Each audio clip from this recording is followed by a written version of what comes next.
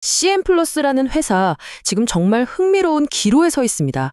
아주 안정적인 부품 사업으로 잘 나가던 회사가 갑자기 모든 걸 걸고 거대한 에너지 사업에 뛰어들었거든요.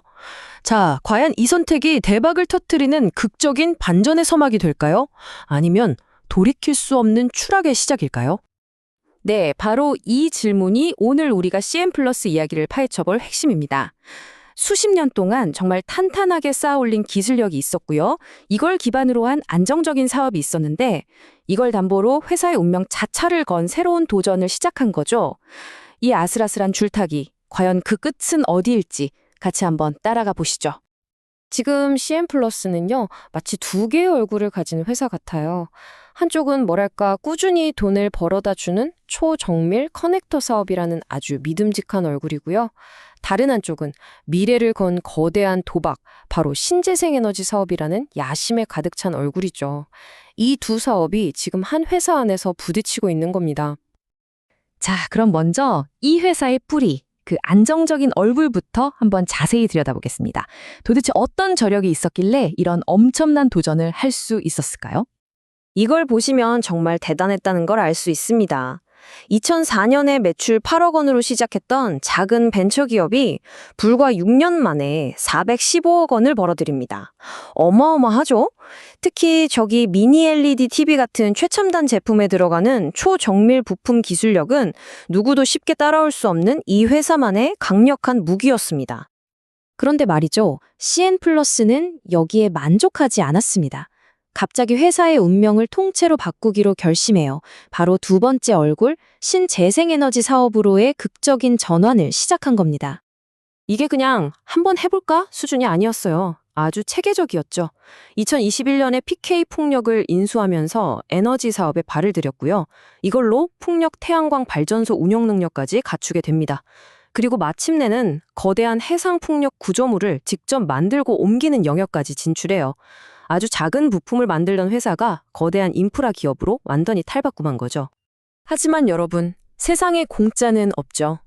이 화려한 변신 뒤에는 아주 어두운 그림자가 있었습니다. 바로 회사를 집어삼킬 수도 있는 엄청난 재무 리스크입니다. 지금부터는 숫자를 통해 이 위험이 얼마나 심각한지 한번 파헤쳐 보겠습니다. 자, 이 그래프를 보세요. 이게 진짜 기가 막힙니다. 신사업 덕분에 매출은 82.5%나 폭발적으로 늘었어요. 그런데 순손실은 무려 241.7%나 늘어버렸습니다. 이게 무슨 뜻일까요? 네, 장사는 잘하는데 버는 것보다 까먹는 돈이 훨씬 더 많다는 겁니다. 밑 빠진 두개, 물 붓기인 셈이죠. 그리고 이 숫자, 985.49%. 와, 정말 입이 떡 벌어지는 숫자입니다. CN플러스의 현재 부채 비율이에요. 보통 제조업에서 200%만 넘어도 위험하다고 하는데 이건 거의 1000%에 가깝잖아요? 이건 진짜 회사가 휘청거릴 수 있다는 아주 강력한 경고 신호입니다. 그러니까 핵심은 속도입니다, 속도. 이 표를 보시면 불과 1년 만에 부채 비율이 421%에서 985%로 그냥 수직으로 꽂아버린 거예요. 자기 돈으로 얼마나 이익을 내는지를 보여주는 ROE는 마이너스 폭이 더 커졌고요. 재무 상태가 정말 급격하게 나빠지고 있다는 명백한 증거죠. 자, 그런데 이렇게 절망적인 상황에서 딱 한 줄기 빛이 보입니다. 이 모든 걸 한 방에 뒤집을 수 있는, 말 그대로 게임 체인저가 될 수도 있는 초대형 계약이 터진 거죠. 이 슬라이드에서 정말 흥미로운 점은 바로 이 금액 308억 원입니다. 이게 그냥 큰 계약이 아니에요. CN플러스가 최근에 따낸 영광 나골 해상풍력 프로젝트 계약금인데 회사 역사상 가장 큰 규모의 단일 계약입니다. 이 계약 하나에 회사의 명운이 걸려있다고 해도 과언이 아니죠. 이 308억 원이 왜 그렇게 중요하냐고요?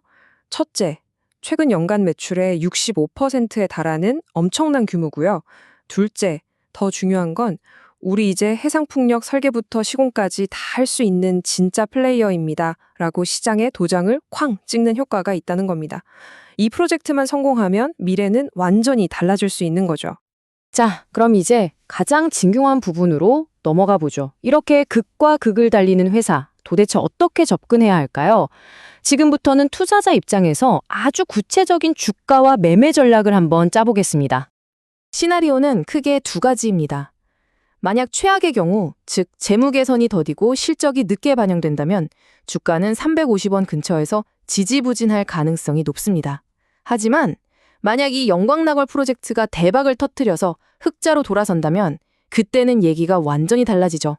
전 고점을 뚫고 600원을 향해 달려갈 수도 있습니다.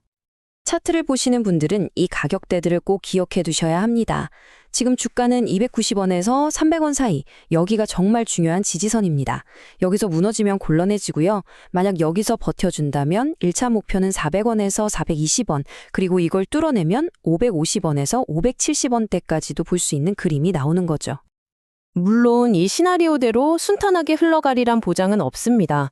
아주 큰 암초들이 숨어 있거든요. 첫째, 그동안 발행했던 전환사채가 주식으로 바뀌면서 주가를 억누를 수 있는 오버행 리스크가 있고요. 둘째, 계속 적자가 나면 코스닥 시장에서 퇴출당할 수도 있는 위험도 있습니다. 마지막으로 에너지 시장의 거인들, 대기업들과의 경쟁도 아주 버겁죠. 그래서 우리가 앞으로 뭘 체크해야 하느냐? 딱 세 가지만 기억하시면 됩니다. 첫째, 그 살인적인 부채 비율. 진짜로 줄어드는지 분기 보고서 나올 때마다 눈에 불을 켜고 봐야 하고요. 둘째, 흑자 전환. 말뿐이 아니라 진짜 영업이익이 플러스로 찍히는지. 마지막으로 가장 중요한 영광락월 프로젝트가 순항하고 있는지 뉴스 플로우를 계속 따라가야 합니다. 그래서 결론은 뭐냐? 중립입니다.